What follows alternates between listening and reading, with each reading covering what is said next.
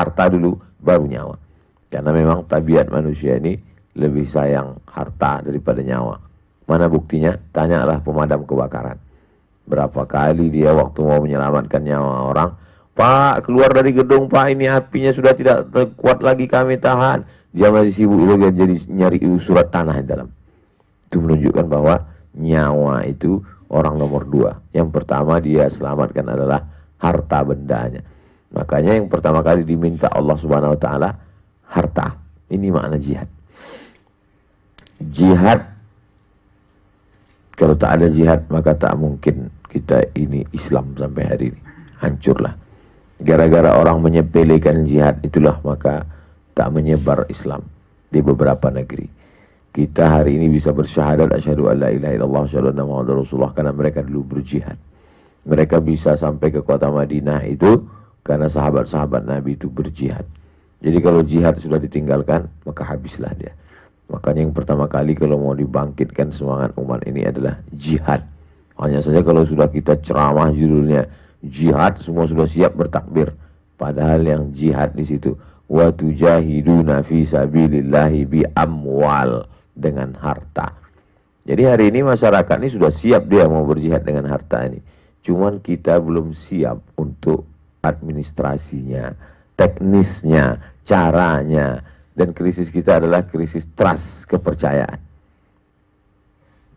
Buktinya kalau dikelola dengan baik, banyak orang percaya. Kemarin ada orang dapat tanah 1000 meter. Tak cukup 1000 meter kalau untuk sekolah tahfiz Quran. Saya diminta untuk buat endorse. Saya bilang, saya kalau buat endorse di kamar, tak mau. Saya mau tengok mana tanahnya. Supaya lihat, nanti kita buat video di situ. Sampai di lokasi saya disuruh buat endorse di depan baleho. Oh, di depan baleho, bagus baleho itu dipasang di kamar, ngomong kita di baleho. Saya mau langsung di depan tanah itu. Assalamualaikum warahmatullahi wabarakatuh. Ini tanah dapat 1000 meter, tapi tak cukup kalau untuk sekolah tahfiz. Sekarang santri-santriwan, santriwatinya numpang di rumah. Rumah itu pun tumpang punya orang, hanya numpang pakai saja. Tapi di seberang jalan ini ada 5000 meter. Maukah jamaah menyalurkan hartanya? Tak ketemu kita dengan jamaah itu, hanya sekedar video. Sekitar seminggu terkumpul duit 2 miliar. Tak tahu kita. Saya hanya bilang 1 meter 130.000. Bagi jamaah yang mau berkirim, kirimlah kemari. Ada yang mengirim 1 meter, ada yang 2 meter. Itu bukti tes bahwa umat ini punya duit. Padahal di tengah krisis nih, krisis COVID, belum lagi berakhir. Yang katanya banyak dirumahkan, karena PHK, karena segala macam. Buktinya bisa orang trust, kepercayaan.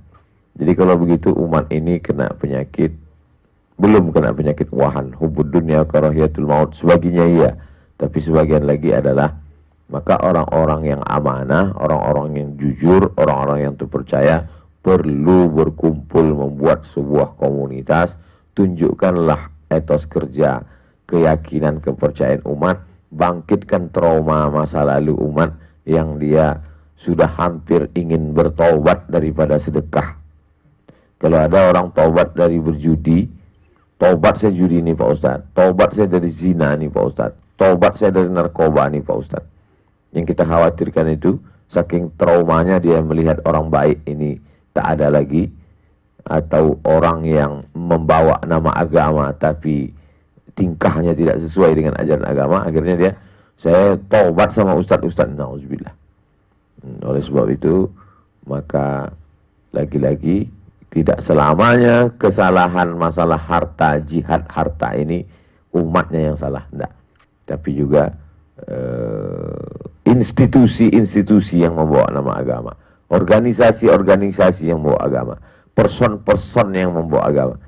Oleh sebab itu kajian tauhid tentang kebersamaan Allah, tentang kedekatan Allah, tentang bahwa Allah melihat kita, bahwa Allah Ta'ala tahu apa yang ada dalam hati kita, tentang Allah tahu niat baik kita, itu ditanamkan. Tapi itu semua tidak akan tumbuh benih-benih itu tidak akan bertunas kalau tidak ada prakteknya di tengah masyarakat.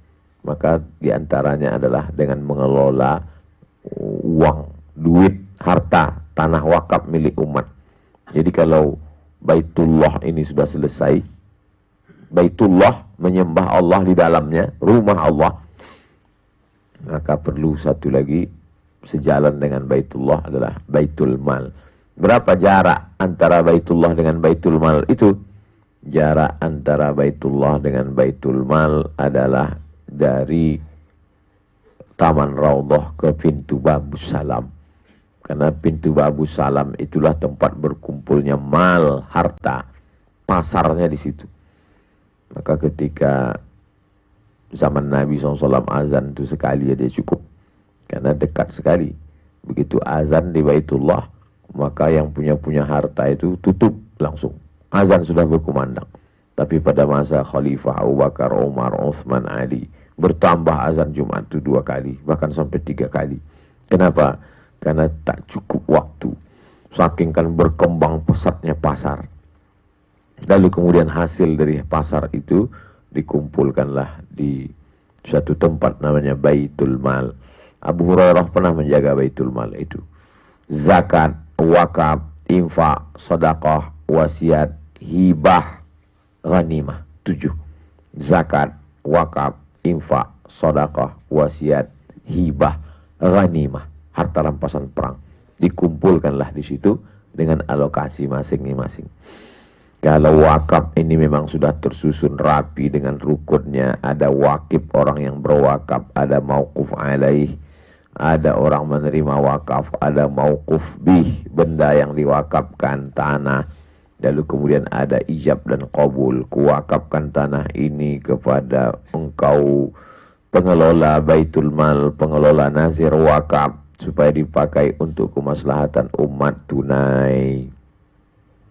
Tapi ada pula yang sifatnya infak saja, ada pula yang sifatnya hibah, ada pula yang sifatnya pakai pinjam meminjam. Maka ini semua diatur dalam Islam begitu detail dalam satu fikih yang disebut dengan fikih muamalah. Gadai menggadai, jual beli, pinjam meminjam. Kullu qardin jarra naf'an fahuwa riba. Semua pinjam meminjam kalau di situ ada unsur manfaat maka dia riba. Nah, ini semua diaturlah dalam satu disiplin ilmu yang bernama fikih. Ada rukunnya, ada syaratnya, ada wajibnya, ada sunnatnya. Ada namanya fikih ibadah.